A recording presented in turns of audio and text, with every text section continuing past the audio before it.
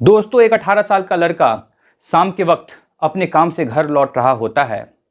रास्ते में अचानक से बारिश शुरू हो जाती है और बारिश इतनी तेज हो जाती है कि वो लड़का उस बारिश से बचने के लिए एक घर का सहारा लेता है। मगर उसके बाद बारिश और भी ज़्यादा तेज हो जाती है और फिर वो उस बारिश से बचने के लिए उस घर के कमरे के अंदर चला जाता है, जहाँ उस कमरे के अंदर एक खूबसूरत 24 साल की लड़की होती है और उस लड़की के अलावा उस घर में, उस कमरे में और कोई नहीं होता है।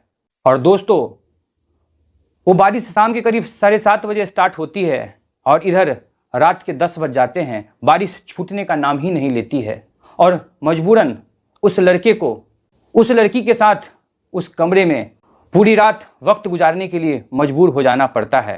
और उसी दौरान उस लड़की के माँ का फ़ोन आता है। उसकी माँ कहती है कि बेटा, बाहर जोरों की बारिश हो रही है, आज रात मैं घर नहीं आ पाऊंगी, तो तुम अपना ख्याल रखना, कुंडी लगाकर रात में सोना और कोई बाहरी आदमी दरवाज़ा खटखटाए तो दरवाज़ा मत खोलना। वो लड़की कहती है कि ठीक है माँ, मैं इस बात का ख्याल रखूंगी। लेकिन दोस्तों, इधर पहले से ही वो अनजान लड़का आया हुआ रहता है और फिर देर रात वो कमरा, वो दरवाज़ा बंद हो जाती है और फिर जाकर कमरा सुबह खुलती है। दोस्तों, ये कहानी बहुत इंटरेस्टिंग होने वाली है, लेकिन कहानी में आगे बढ़ने से पहले आप सभी को मेरा प्यार भरा नमस्कार। अगर आप हमारे चैनल पर पहली बार आए हैं तो चैनल को सब्सक्राइब कर दीजिए और ये कहानी अगर आपको अच्छी लगे तो इस कहानी को लाइक एवं शेयर जरूर कर दीजिए। दोस्तों, ये कहानी असम के गोलाघाट जिले की है, जहां एक 18 साल का लड़का जिसका नाम भूपेंद्र होता है, वो अपनी साइकिल से अपने काम से शाम के वक्त घर लौट रहा होता है। तभी रास्ते में अचानक काफ़ी तेज़ बारिश शुरू हो जाती है। बिजलियां कड़कने लगती है, काफ़ी तेज़ हवाएं चलने लगती है, आंधी उठ जाती है और वो लड़का उस आंधी में फंस जाता है। तभी बारिश इतनी तेज़ हो जाती है, तभी वो लड़का अपना साइकिल रोक के एक घर के सेट के नीचे खड़ा हो जाता है।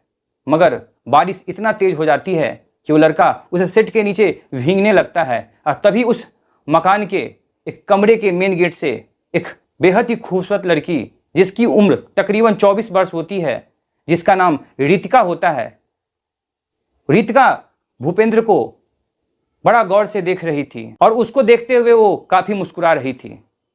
लेकिन जब भूपेंद्र बारिश के पानी से भीगने लगता है तो रितिका को दया आ जाती है और रितिका भूपेंद्र को कहती है कि बारिश में क्यों भीग रहे हो, कमरे के अंदर आ जाओ। और फिर दोस्तों, रितिका के कहने पर भूपेंद्र बारिश से बचने के लिए कमरे में चला आता है, जहां भूपेंद्र देखता है कि उस कमरे में रितिका के अलावा और कोई नहीं है। जिस बात पर भूपेंद्र पूछता है कि क्या तुम अपने घर पर अकेली हो, जिस बात पर रितिका कहती कि हाँ, मैं इस घर में अकेली हूँ और मेरी माँ जो है वो बाहर गई हुई है। अब भूपेंद्र मन ही मन घबरा जाता है कि मैं जिस घर के जिस कमरे में आया हूँ वहाँ एक लड़की जो अकेली है। अब यहाँ लड़की डरती है कि कहीं मेरे साथ कुछ हो न जाए और लड़का डरता है कि कहीं कोई आ न जाए। और दोस्तों, शाम से रात के 8 बज जाते हैं, बारिश और तेज हो जाती है, बिजलियां और जोरों से कड़कने लगती है, हवाएं और तेज से चलने लगती है, मौसम काफ़ी खौफनाक सा हो जाता है। अब रितिका बोलती है कि न जाने ये बारिश कब खत्म होगी। इस बात पर भूपेंद्र मन ही मन सोचता है कि शायद रितिका को मेरे इसके यहाँ रहना पसंद नहीं। तभी भूपेंद्र वहाँ से जाने लगता है और जैसे ही वो कमरे से बाहर निकलने लगता है, रितिका पीछे से आकर उसका हाथ पकड़ लेती है और कहती है कि पागल हो गए हो क्या, इतना तेज बारिश में, इतना तेज आंधी में तुम अपने आप को क्यों भिगोना चाहते हो। इतनी तेज आंधी में सड़क पर जाना सुरक्षित नहीं है। और उसके बाद वो उसका हाथ जो पकड़ती है वो छोड़ने का नाम ही नहीं लेती है और वो भूपेंद्र के और करीब आ जाती है।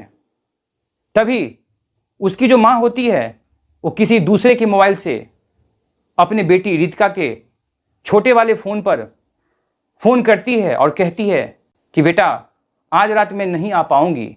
पूछती है रितिका से कि उधर का मौसम कैसा है, इधर तो काफ़ी तेज़ बारिश हो रही है। जिस पर रितिका बोलती है कि माँ इधर भी काफ़ी तेज़ बारिश हो रही है। तो फिर रितिका की माँ कहती है कि बेटा मैं आज रात नहीं आ पाऊंगी, तुम अपना ख्याल रखना, टाइम से खाना खा लेना और कुंडी लगाकर सो जाना, और कोई बाहरी अनजान व्यक्ति अगर दरवाज़ा खटखटाए तो दरवाज़ा मत खोलना। जिस बात पर रितिका अपनी माँ से कहती है कि ठीक है माँ, और फ़ोन कट जाता है। और इधर रितिका जो भूपेंद्र का हाथ थामे रहती है वो थामे ही रहती है। अब दोनों मन ही मन काफ़ी खुश होते हैं। और उसके बाद रितिका कहती है भूपेंद्र से कि तुम अपने मोबाइल का टॉर्च जलाओ, क्योंकि दोस्तों इतनी तेज़ बारिश हो रही थी, इतनी तेज़ आंधियाँ चल रही थी कि बिजली गुल हो जाती है और चारों तरफ अंधेरा ही अंधेरा होता है। अब भूपेंद्र अपने मोबाइल का टॉर्च जलाता है और तब रितिका किचन में जाकर चाय बनाने का इंतजाम करती है और खुद के लिए और भूपेंद्र के लिए चाय बनाती है। फिर दोनों लोग चाय पीते हैं। फिर रात गहरी हो जाती है। रात करीब 11 बजे घर में जो कुछ खाने का सामान पड़ा होता है रितिका और भूपेंद्र दोनों साथ बैठकर खाते हैं। और फिर दोनों लोग उसी कमरे में बेड पर बैठकर बातें करना शुरू कर देते हैं। दोनों एक दूसरे के बारे में जानने की कोशिश करने लगते हैं और न जाने कब रात और गहरी हो जाती है। और इधर बाहर जो बारिश की मंजर थी और खौफनाक होती जाती है, बिजलियां और तेज कड़कने लगती है, आंधी अपना जलवा दिखा रही होती है।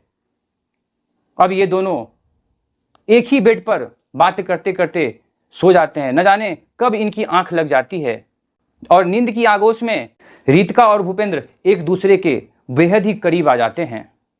और उसके बाद कब ये दोनों एक दूसरे के बाहों में खो जाते हैं, इन दोनों को भी होश नहीं रहता। और दोस्तों उसके बाद सुबह होने ही वाली होती है, लेकिन भूपेंद्र के मन में ये डर बैठ जाता है कि कहीं सुबह सुबह इसके घर से निकलते हुए कोई मुझे देख लेगा तो क्या सोचेगा कि घर में एक अकेली लड़की और पूरी रात उसके साथ एक अनजान लड़का, आखिर दोनों क्या कर रहे थे। इस बात को सोचते हुए भूपेंद्र इतना घबरा जाता है कि वो सुबह के 4 बजे ही अपना साइकिल उठाता है। और इधर बारिश लगातार हो ही रही होती है, मगर वो भीगते हुए वहां से निकल जाता है। दोस्तों रितिका के घर से भूपेंद्र का घर की दूरी 8 किलोमीटर की होती है। अब भूपेंद्र अपने घर तो आ जाता है, लेकिन सारा दिन बारिश होते ही रहती है। और इधर भूपेंद्र सारा दिन रितिका के ख्यालों में ही डूबा रहता है। फिर शाम होती है, फिर रात होती है। रात को भी इधर न तो रितिका को नींद आ रही थी, न उधर भूपेंद्र सो पा रहा था। दोनों एक दूसरे के ख्यालों में डूबे रहते हैं। अब उसके अगला दिन बारिश रुकती है और भूपेंद्र फिर साइकिल उठाता है और अपने कार्य के लिए निकल जाता है। अब चूंकि रास्ते में ही रितिका का घर पड़ता था, रितिका के घर के पास जैसे ही वो पहुंचता है, वो देखता है कि रितिका फिर से अपने मेन गेट के दरवाजे पर खड़ी होकर मानो उसका ही इंतजार कर रही थी। और जैसे ही रितिका देखती है कि भूपेंद्र उसके घर के सामने से गुजरने वाला होता है, रितिका इशारा करती है भूपेंद्र को रुकने को। अब भूपेंद्र अपना साइकिल रोककर रितिका की तरफ देखता है, तो फिर रितिका इशारा करती है कमरे के अंदर आने को। अब भूपेंद्र फिर अपना साइकिल वहीं लगाता है और कमरे के अंदर रितिका से मिलने के लिए चला जाता है। इधर जैसे ही भूपेंद्र कमरे के अंदर जाता है, रितिका भूपेंद्र के गले से लिपट जाती है और फिर वो दोनों एक दूसरे के साथ वक्त बिताते हैं, एक दूसरे के बाहों में खो से जाते हैं, एक दूसरे के प्यार में डूब से जाते हैं। और दोस्तों फिर शाम हो जाती है और भूपेंद्र अपने कार्य पर न जाकर सारा दिन रितिका के साथ ही बिता देता है और शाम को फिर वो वापस अपने घर चला आता है। यही सिलसिला अगले कुछ दिनों तक चलते रहती है। इधर रितिका की जो माँ होती है वो एक प्राइवेट जॉब कर रही होती है। उसकी टाइमिंग सुबह 6 बजे से रात के 10 बजे तक की होती है। तो रितिका की माँ हर दिन सुबह 6 बजे निकलकर रात को 10 बजे घर लौटती है। अब रोज रितिका भूपेंद्र का इंतजार करती रहती थी। जैसे ही भूपेंद्र अपने कार्य के लिए उस रास्ते से गुजरता था, रितिका उसे इशारा करके अपने कमरे के अंदर बुला लिया करती थी और फिर दोनों एक दूसरे में खो जाते थे, एक दूसरे के बाहों में डूब से जाते थे। मगर कहते हैं ना कि प्यार और मुख छिपाए नहीं छिपता। अब एक दिन रितिका भूपेंद्र को कहती है, मैं तुमसे शादी करना चाहती हूँ, मैं तुम्हारी होकर रहना चाहती हूँ। और रितिका के अगल बगल वाले घर के जो लोग होते हैं, उसके जो पड़ोसी होते हैं, उन्हें भी इस बात की भनक लग जाती है कि रितिका के घर में दिन में एक अनजान लड़का आता है जो सारी दिन उसके साथ वक्त बिताता है। अब ये बात जैसे ही उसके पड़ोसी जानते हैं, ये शिकायत उसकी माँ से करते हैं। अब उसकी माँ अपनी बेटी से, रितिका से पूछती है कि क्या ये लोग जो बोल रहे हैं ये सही बात है? जिस बात पर रितिका ये बात स्वीकार कर लेती है और कहती है कि हाँ माँ, एक लड़का है भूपेंद्र जो कि काफ़ी अच्छा है, मैं उससे प्यार करती हूँ, वो भी मुझसे प्यार करता है, हम दोनों एक दूसरे से शादी करना चाहते हैं। जिस बात पर उसकी माँ कहती है कि ठीक है, अगर ऐसी बात है तो मैं चाहूँगी उस लड़के से मिलना, तुम मेरी मुलाकात उस लड़के से करवाओ। फिर अगले दिन भूपेंद्र रितिका से मिलता है और रितिका फिर भूपेंद्र से कहती है कि मेरी माँ तुमसे मिलना चाह रही है। मैंने माँ को सब सच सच बता दिया कि मैं तुमसे प्यार करती हूँ, तुम भी मुझसे प्यार करते हो, हम दोनों एक दूसरे से शादी करना चाहते हैं। तो मेरी माँ ने कहा कि वो तुमसे मिलना चाहती है। जिस बात पर अगले ही दिन भूपेंद्र रितिका के घर पे जाता है, जहाँ उसकी माँ उस दिन घर पे ही होती है। अब उसकी माँ कहती है कि बेटा, तुम मेरी बेटी से प्यार करते हो और मेरी बेटी तुमसे प्यार करती है, वो चाहती है तुमसे शादी करना। जिस बात पर भूपेंद्र कहता है कि हाँ आंटी, मैं भी रितिका से बहुत प्यार करता हूँ, मैं भी उससे चाहता हूँ शादी करना। तभी उसकी माँ कहती है कि ठीक है, मैं अपने रिश्तेदार के साथ तुम्हारे घर पर आऊँगी और तुम्हारे घर वालों से बात करूँगी। और फिर दोस्तों, रितिका की माँ भूपेंद्र के घर पे अपने रिश्तेदारों के साथ जाती है और भूपेंद्र के घर वाले से अपनी बिटिया की शादी को लेकर बात करती है। जहाँ भूपेंद्र भी कहता है अपने घर वालों से कि हाँ, मुझे लड़की पसंद है, मैंने लड़की को पहले ही देख रखा है, मैं भी उससे शादी करना चाहता हूँ। और फिर भूपेंद्र के घर वाले भी अपने बेटे की खुशी के चलते भूपेंद्र की शादी रितिका से करवाने के लिए तैयार हो जाते हैं। और फिर दोस्तों, भूपेंद्र और रितिका की अप्रैल 2024 में बड़े धूमधाम से सारे रीति रिवाज के साथ उन दोनों की शादी हो जाती है। एक दूसरे के घर वाले के, बड़े बुजुर्ग के आशीर्वाद लेते हुए अपने आगे की जिंदगी, अपने पति पत्नी की दाम्पत्य जीवन की शुरुआत करते हैं।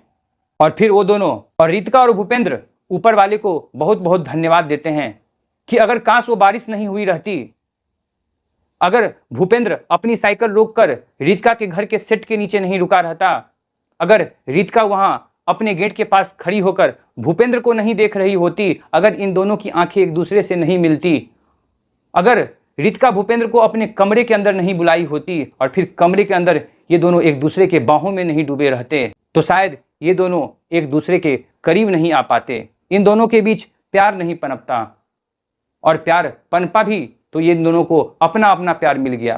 तो ये लोग ऊपर वाले को भी बहुत बहुत शुक्रिया अदा करते हैं। तो दोस्तों, आप भी ये चाहेंगे कि आपकी ज़िंदगी में भी इस तरह की बारिश आए और आपके साथ भी कुछ ऐसा अनुभव हो। तो बहुत बहुत धन्यवाद इस कहानी को सुनने और समझने के लिए। उम्मीद करते हैं कि कहानी आपको काफ़ी रोमांचक लगी होगी। मिलते हैं एक नई कहानी में, नई सोच और नई उमंग के साथ। तब तक अपना ख्याल रखिए, अपनों का ख्याल रखिए, सुरक्षित रहिए, सतर्क रहिए। जय हिंद, जय भारत।